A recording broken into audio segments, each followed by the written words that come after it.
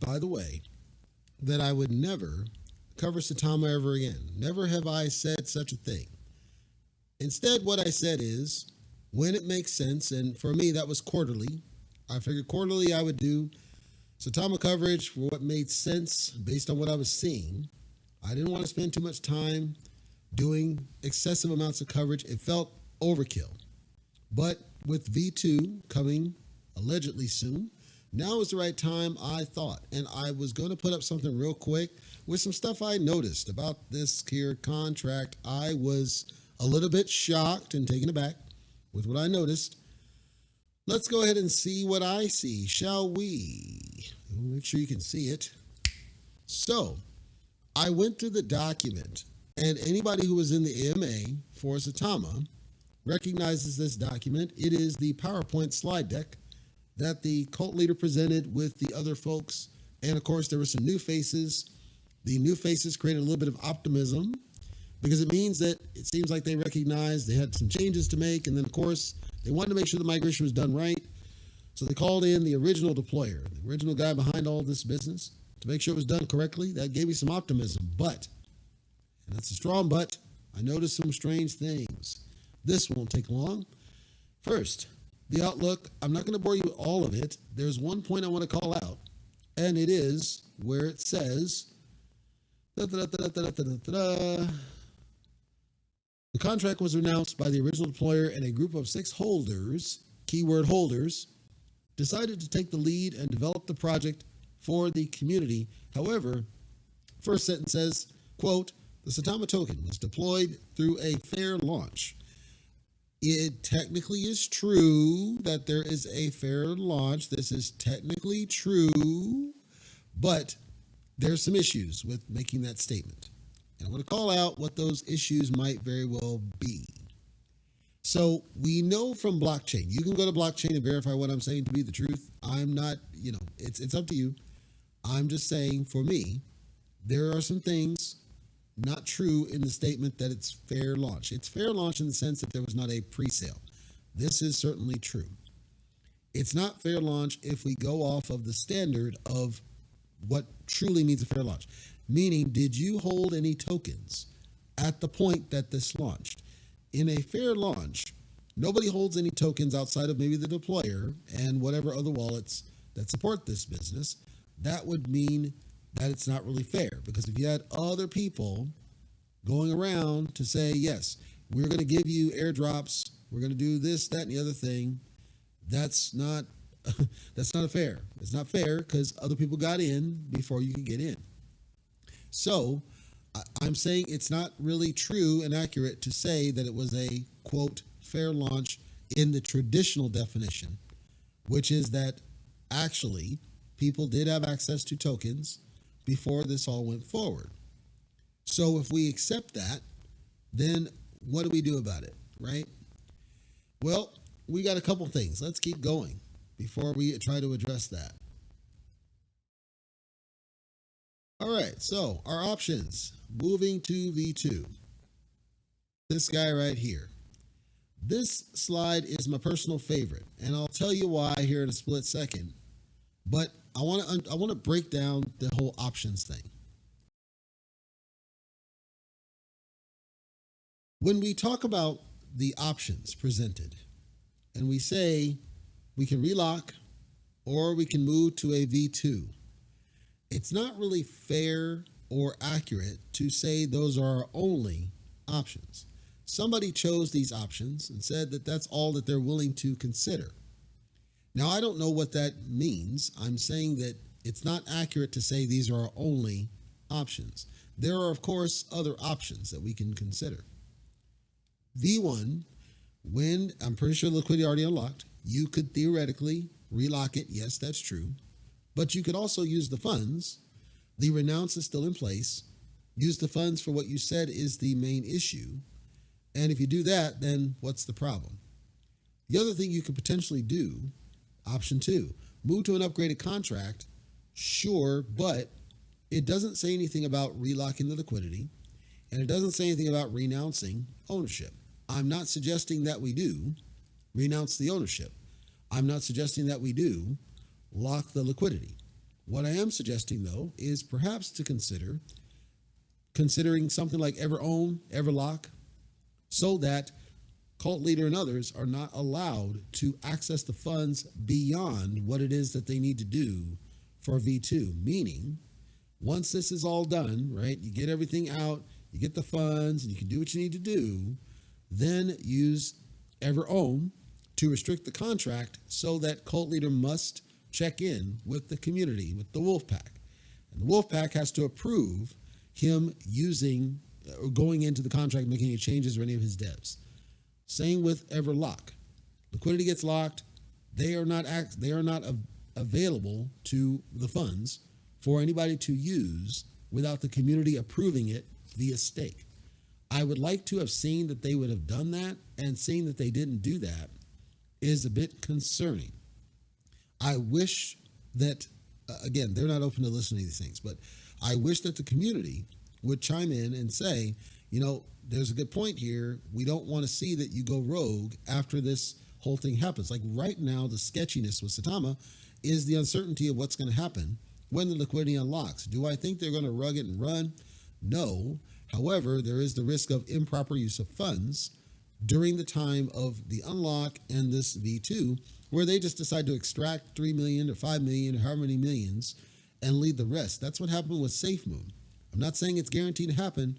I'm saying it's a risk, and it's something to at least consider and think about when you build and you go forward in your investment. If you're holding SAITAMA, it's moot because there's nothing you can do. I'm simply calling out that they have more options than just the two. They could move to the upgrade and consider Everown and Everlock so that you're not, I don't say renounce the contract. That's a bad idea.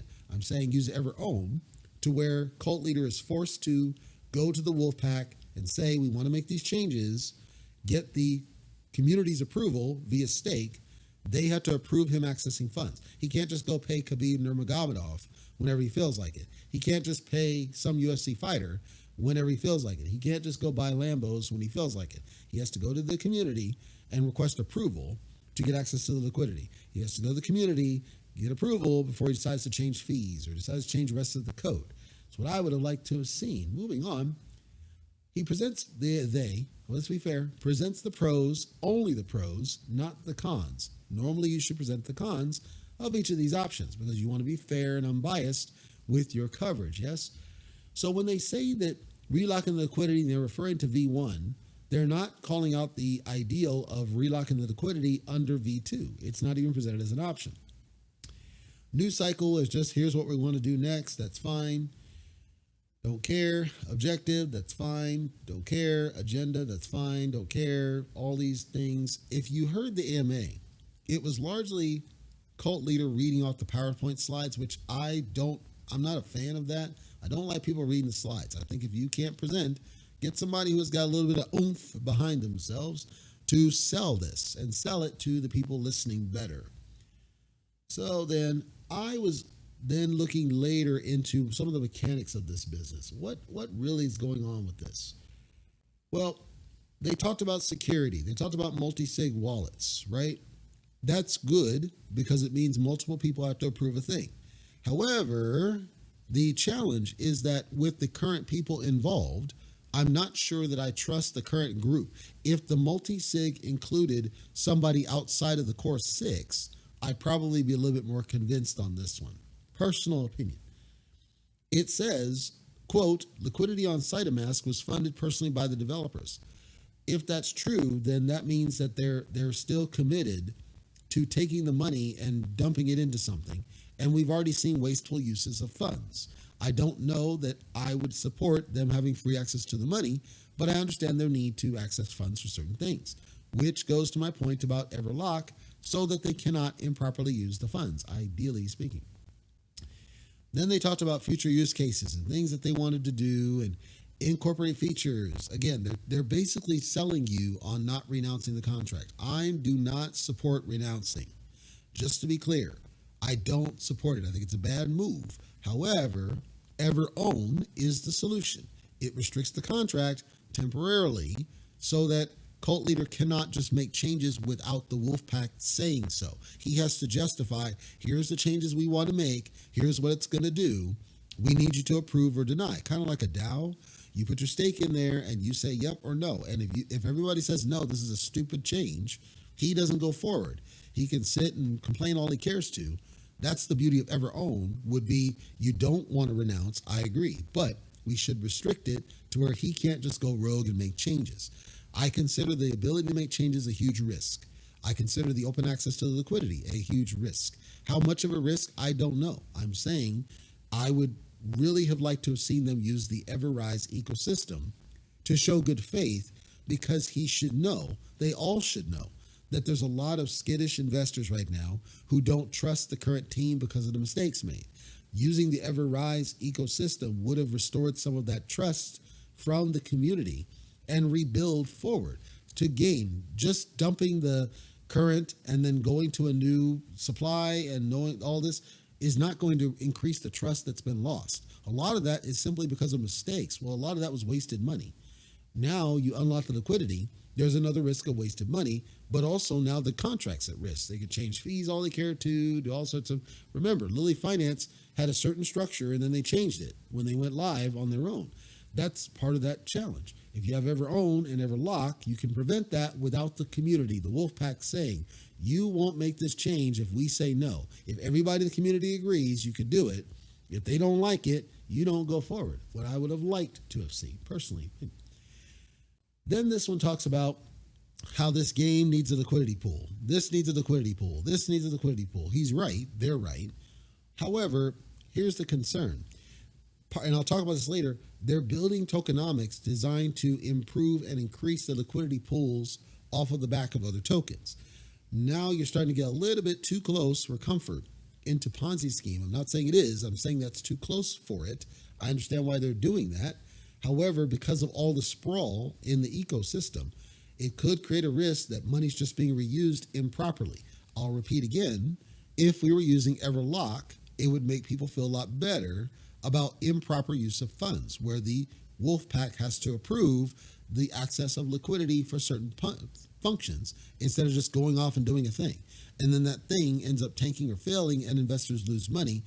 Regardless of whether you're an LLC or not, that's not proper use, fiduciary responsibility.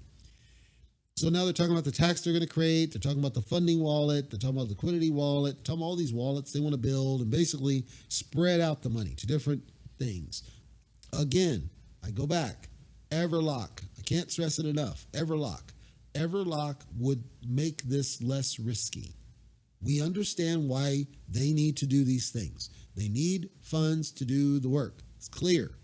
Nobody questions the need for funds. Nobody questions the need for a marketing wallet. The challenge is having free and unfettered, uncontrolled, undisciplined access to those funds, which, no, I don't agree to lock the liquidity again. I'm saying get it on Everlock, which allows you to temporarily restrict access to the funds until and unless the wolf pack approves you for whatever it is you're trying to do. You have to submit a proposal. Hey, I'm about to do something for this site at EDU. It's going to cost $3 million. I want to pull it from the funding wallet.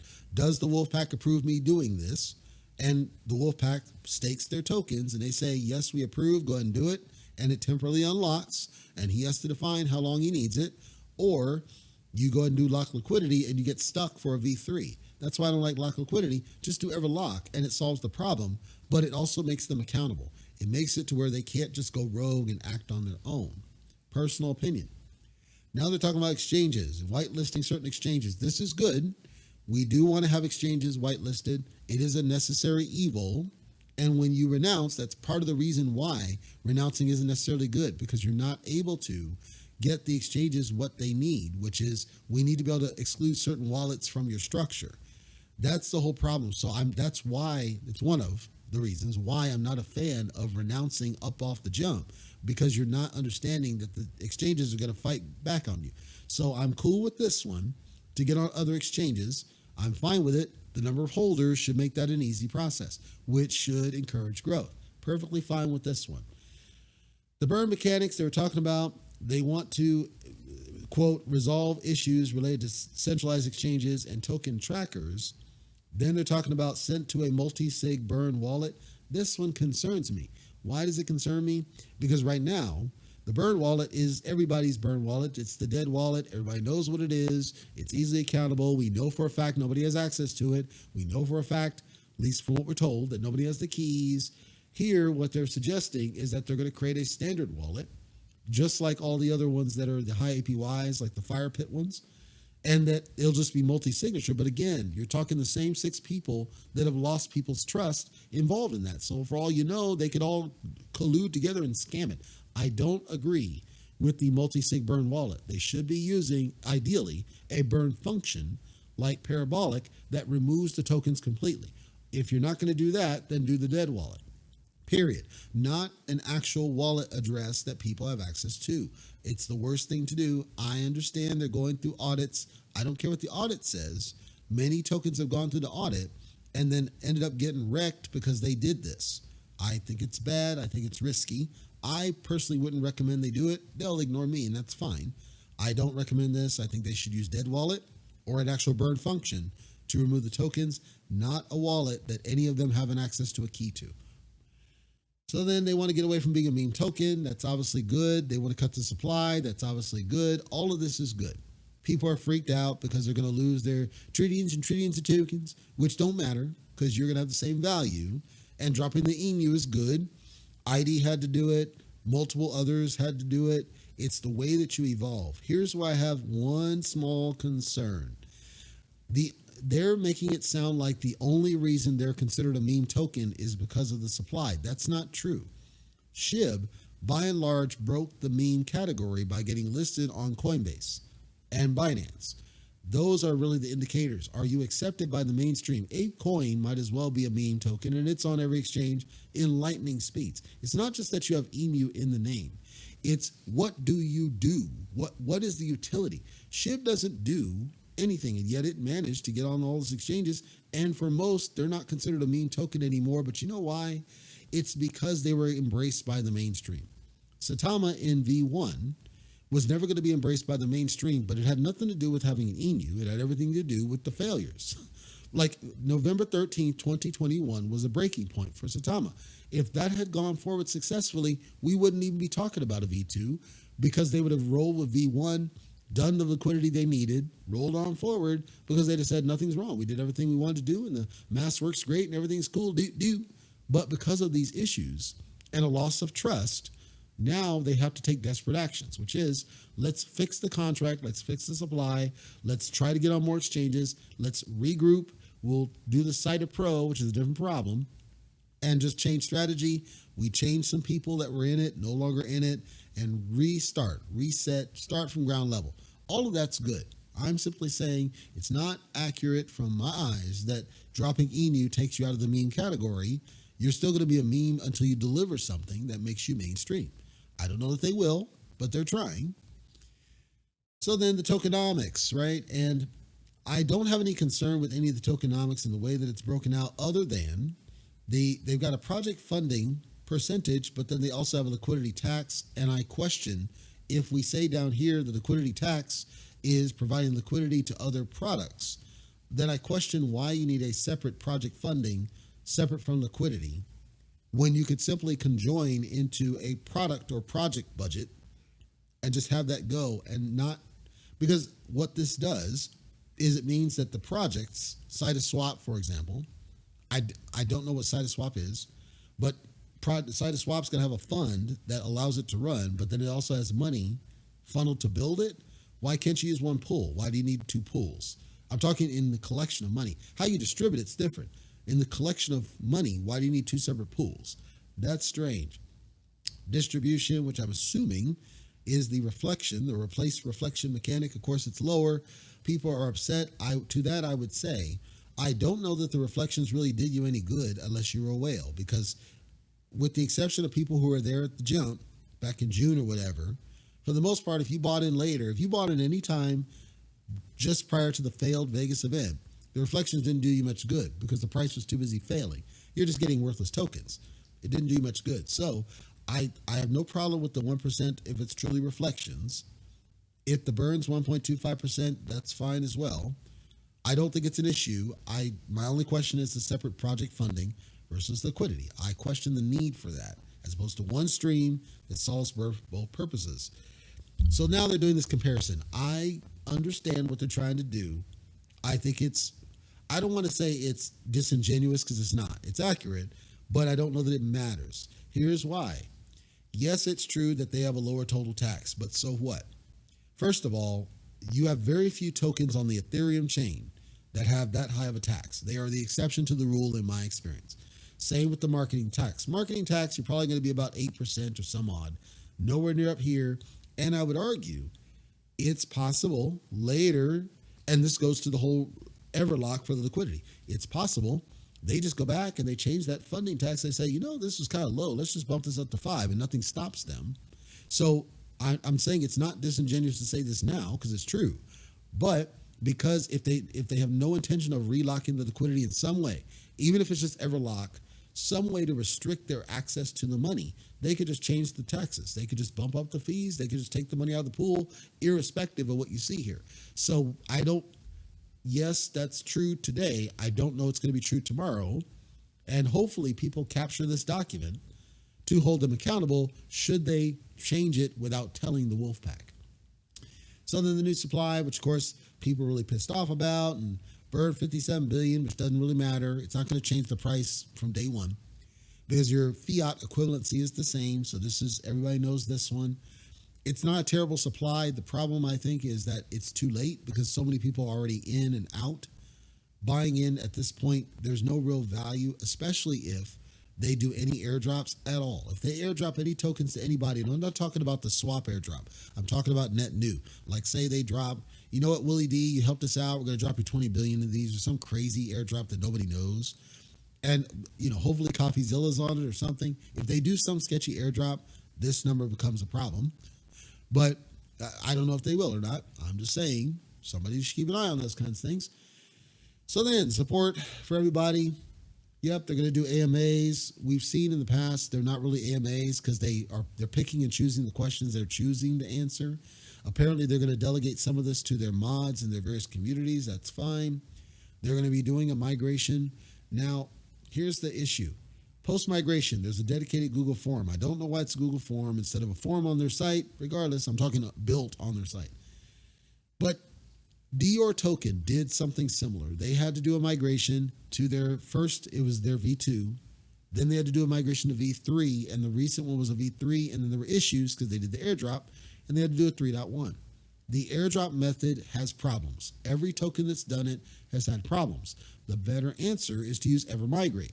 Evermigrate asks the user to come and claim your net new tokens, takes the old tokens, reclaims the liquidity, does it all for you.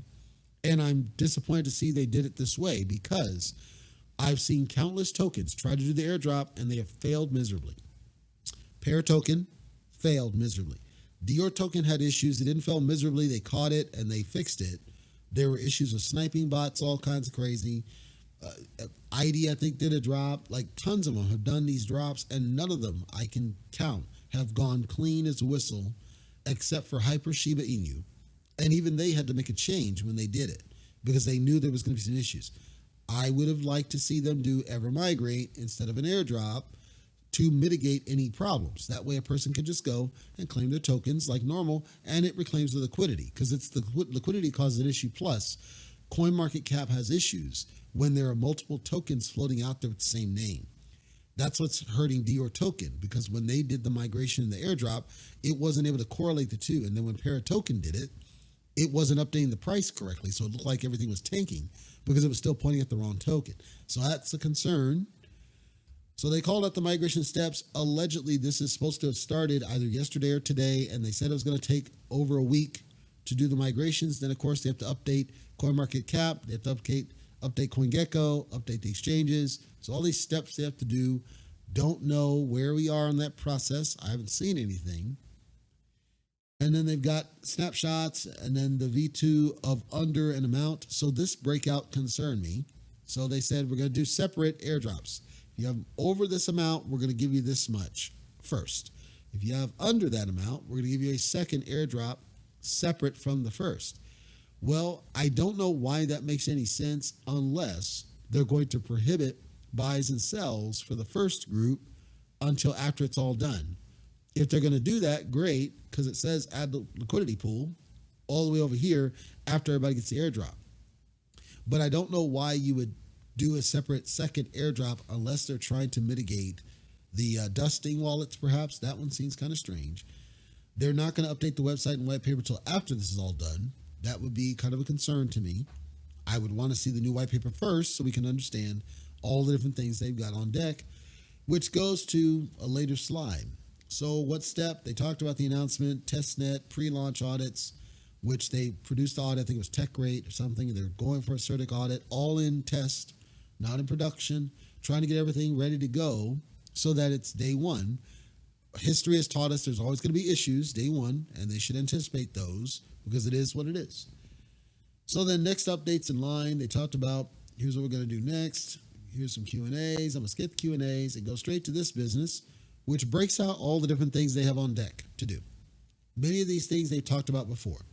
And they said that many of these things are, they're limited because of inability to access the liquidity pool, which goes to my request, ideally, to have the Everlock in place to where they can't freely access the funds.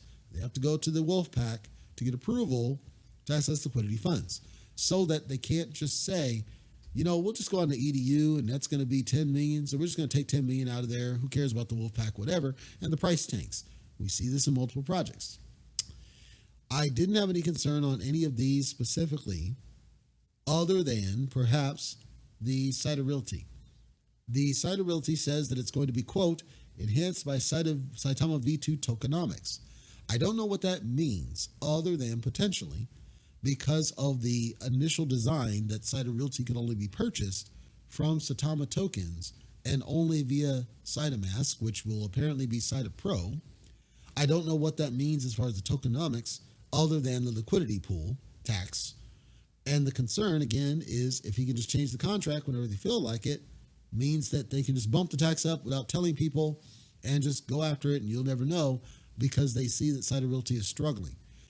Okay, that turns into Ponzi scheme because if you have people in SAITA Realty and you're trying to make them whole, you can't use funds from somebody else to do that. That's Ponzi scheme.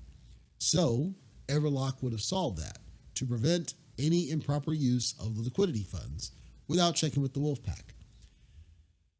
And again, because all 6 of these people are involved, any multi-sig wallet, I'd be concerned if it's those 6 that sign off and there's nobody independent of those 6.